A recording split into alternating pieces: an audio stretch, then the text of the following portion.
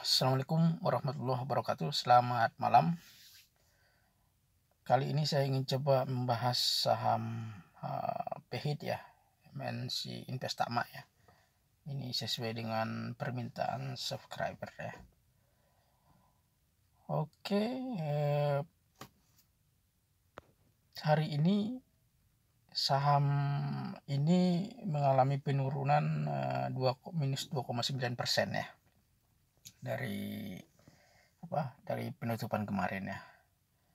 Kalau kita lihat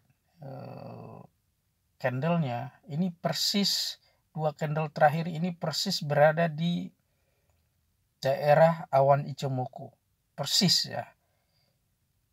Apakah ini kebetulan atau memang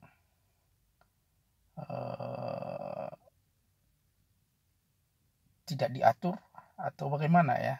Tapi secara bandarmologi ini pasti diatur, bukan kebetulan ya. Karena yang namanya bandar, sebelum dia bergerak dia pasti hitung dulu apa yang akan dia lakukan, tujuan apa yang mau dia lakukan ya. Ya, kalau yang namanya bandar kan cuma dua tujuannya. Pertama, mendistribusikan barang, kedua, mengumpulkan barang. Cuma itu aja tujuannya. Dua-duanya harus bisa berjalan sesuai dengan rencana dia ya. Kembali lagi ke saham ini, kalau kita lihat ke belakang, ini kan dia mengalami spike di sekitar 2 bulan yang lewat kayaknya, 2 bulan ya. Awalnya kan dia cuma sangat gocapan, cuma 50-an ya. Kemudian diangkat sama dia satu yang ini loh ya. 1, 2, 3 ya. Ini pintarnya dia. Jadi gelombangnya itu dibikin tarikannya secepat kilat ya. Hanya dalam waktu seminggu, yang tadinya cuma 50-an ya, 58, 57 ya, bisa ditarik sama dia sampai ke 150-an. Berarti 3 kali lipat, 300% hanya dalam seminggu ya. Satu hari bisa arah 3 kali berturut-turut nih kalau kelihatan dari candlenya nih. Walaupun nggak arah, mungkin mendekati arah ya. Kemudian setelah kenaikan yang tinggi itu dia lakukan langsung distribusi kuat ya. Ini artinya apa? Kalau kita belajar Elliott Wave, gelombang itu kan ada 5 gelombang ya. Gelombang 1 naik, 2 turun, 3 naik, 4 turun, 5 naik, ya kan? Kalau di sini cuma 1, 2, 3. Berarti gelombang 3, 4 dan 5 disatukan sama dia. Di dalam gelombang 3 ini. Ini adalah salah satu ciri-ciri pemain yang menjadi istilahnya ya, legenda lah, yang bukan legenda, istilahnya yang melakukan penjualan secara elegan ya. Jadi dia caranya gelombang 4 dan 5 itu biasanya terjadi dalam satu hari ya. Jadi biasanya misalkan ketika dia angkat ya, ini yang gelombang 3 ini, yang tinggi ini, pada pagi hari mungkin dia naik ya ke atas misalkan naik berapa persen ya.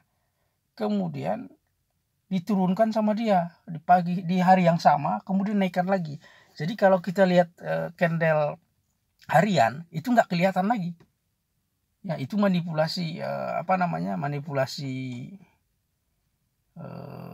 candle ya, bukan manipulasi sebenarnya, siasat bandar ya, untuk tidak memperlihatkan koreksi C dan kenaikan wave 5-nya itu. Jadi gabung di gelombang ini, dia gabung ya. Sebenarnya bukan gabung, di dalam hari yang sama dia naik dan turun, dilakukan sama bandar seperti itu dengan cepat Tapi kalau kita ngelihat sekilas begini nggak kelihatan. Kecuali misalkan kita bikin candle 15 menitan atau 5 menit atau 10 menit, ini kelihatan deh di sini. Cuma kalau kita lihat begini nggak kelihatan ya. Jadi itulah pintarnya Bandar. Jadi kalau orang yang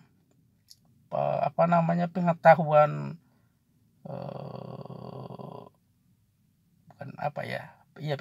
pengetahuan mengenai Elliott Wave dan candlenya nggak mendalam, dia melihat seperti ini, dia pasti mengharapkan bahwa setelah gelombang 5 ini akan ada gelombang 4, kemudian ada gelombang 5 ke bawah yang ke atas lagi ya. Dan tidak terjadi ya, karena Bandar sudah menyatukan di gelombang 3 tadi. Dan langsung dia melakukan proses distribusi hard ya. Ini sebenarnya distribusi triangle ya, sudut ini. Kemudian setelah melakukan distribusi triangle, ini ABC ya, A ke bawah yang ini, B yang naik sekali, C langsung ya. Ini distribusi ABC triangle ya dalam sudut ya. Kemudian setelah terjadi distribusi keras hard ini ABC, dia kan agak flat ya, sideway ya. Nah, disinilah dia melakukan distribusi halus ya. Jadi artinya dia kan modal Bandar ini cuma sekitar 56-an ya ke bawah ya. Dia jual di atas 87, 97 sampai 100 tuh masih untung banget, dia masih 100% lebih ya. Jadi dia angkat, dia sekarang prosesnya setelah distribusi hard, dia angkat, dibeli di bawah, turunkan lagi ke bawah. Jadi setiap melakukan markup harga, dia melakukan penjualan harga di atas ya. Sampai sekarang ini ya. Nah, sampai sekarang ini masih melakukan. Kemudian setelah beberapa saat setelah sideway, kemudian naik turun ya sideway, nah, dia berhitung ini, ternyata barang dia dipegang dia ini masih banyak yang belum bisa didistribusikan ya, karena kan dia cuma gerak dalam berapa hari, berapa bulan, dari 1 bulan 2 bulan ini kali, 1 bulan ya, sampai sekarang mungkin 2 bulan ya.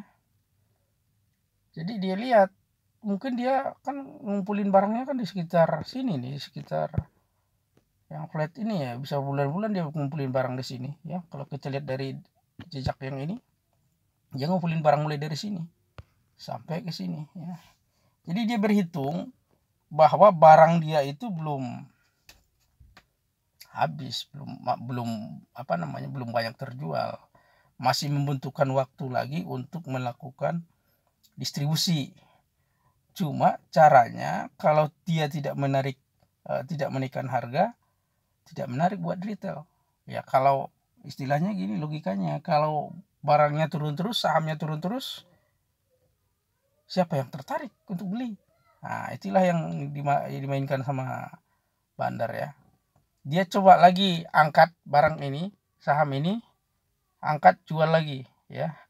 Cuma kelihatannya kalau dia turunkan ke bawah lagi harganya ini, hitung-hitungan dia tidak menguntungkan buat dia, karena mungkin gainnya terlalu sedikit kalau diturunkan lagi. Makanya dia coba naikkan lagi ya, sampai berapa kali nih yang menaikkan ini ya, saya hitung 1, 2, 3, 4, 5 candle. Ini persis seperti Elliott Wave yang sebenarnya. Kalau yang ini nih, yang terakhir ini ya, 1, 2, 3, 4, 5, inilah yang ideal untuk Elliott Wave yang sebenarnya, yang 5 wave terakhir ini ya. Jadi dia melakukan markup harga tapi tidak terlalu drastis ya, agak landai ya, karena mungkin dia kalau drastis berbahaya juga buat dia. Kenapa berbahaya? Karena titik pembelian retail itu sebenarnya kan di sekitar 99 sampai 117 ya. Justru yang paling banyak, yang paling tebal justru di atas 100. Ya. Makanya dia tahan ini di bawah 100. Itunya 101, 102 juga boleh, nggak masalah gitu, asal jangan masuk sampai 117, 115.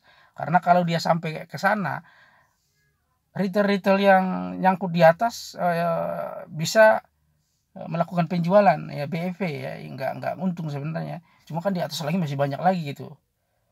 Tapi karena konsentrasinya di sekitar 110, 100 dari 103 lah sampai 110 ini kelihatannya. Disitulah titik-titik pembelian retail. Dia tidak mau angkat lagi nih. Jadi ada kemungkinan ke depannya dia hanya bergerak range dalam bentuk sideway lebar ya. Jadi kemungkinan ini puncaknya, dia akan jualan di sini, kemudian akan diturunkan lagi kemungkinan di sekitar 80. 78, 79, 80 ya. Turunkan lagi ya, sama dia dijual lagi sama dia ini. Ya. Kemudian setelah itu dia akan membentuk gelombang. Ini mungkin bisa gelombang pertama, turun lagi ke bawah, gelombang kedua, gelombang ketiga. Nah, sekarang siasat kita gimana dengan menyikapi hal ini? Jadi kalau Anda belum punya barang ini, jangan beli dulu ya, saran saya ya. Tapi kalau Anda sudah punya di harga atas, boleh Anda lakukan nyangkut misalnya ya, di harga atas boleh Anda lakukan penjualan 50% atau 60% ya. Nanti ketika gelombangnya dia di bawah, dia turun ke 88, 87, belilah di situ ya. Atau mungkin dia bisa turun ke 79 ya. 79, kalau lihat dari sini kan yang paling bawah kan 79 ya. Nah, beli dari situ. Nanti setelah dibeli, gabungkan dengan yang atas, jual ketika mantul dia di sekitar 100 atau 99 sampai 100 ya. Kemudian bagi yang belum punya, saya juga belum punya ini karena kemarin juga udah dijual semua ya. Jadi saya akan nunggu ini di sekitar 78 atau 79 ya. 78, 79, 80 ya, maksimal segitulah ya, 80 ke bawah. Saya akan tunggu harga di situ. Tidak akan pernah saya kejar sebelum ke situ karena dia akan melakukan gelombang nih kelihatannya ke depannya. Gelombang ke bawah, gelombang ke atas. Ya. Setelah candle yang terakhir ini akan ada koreksi ABC ya. Ini kan tadi saya bilang gelombang 1 2 3 4 5 ya. Kemudian akan ada koreksi ABC. Kemungkinan si C-nya itu bisa di sekitar berapa ini? 85 ya. Tapi kalau asumsinya dia akan naik. Tapi saya bilang tadi nggak mungkin akan naik. Bukan nggak mungkin ya, perhitungan dia nggak mungkin akan dinaikkan. Karena kalau dia sampai naikkan, akan banyak retail yang nyangkut di atas melakukan penjualan dan itu merugikan dia. Ya, justru yang diharapkan adalah retail yang di atas itu akan cut loss. Biar ringan. Kalau banyak yang cut loss, pasti diangkat sama dia ke atas. Ya. Jadi kemungkinan dia masih turun lagi gelombang ini ke bawah. Kita akan tunggu dia di sekitar 80, 79, 78. Ya. Jadi buat yang belum punya ya termasuk saya, wait and see mungkin sekitar semingguan ya, seminggu lah, 5 hari atau 10 hari, kemungkinan dia akan turun ke bawah. Disitulah akan kita beli. Oke, itu kira-kira pembahasan mengenai saham MNC. Mudah-mudahan bermanfaat. Terima kasih atas perhatiannya. Assalamualaikum warahmatullahi wabarakatuh.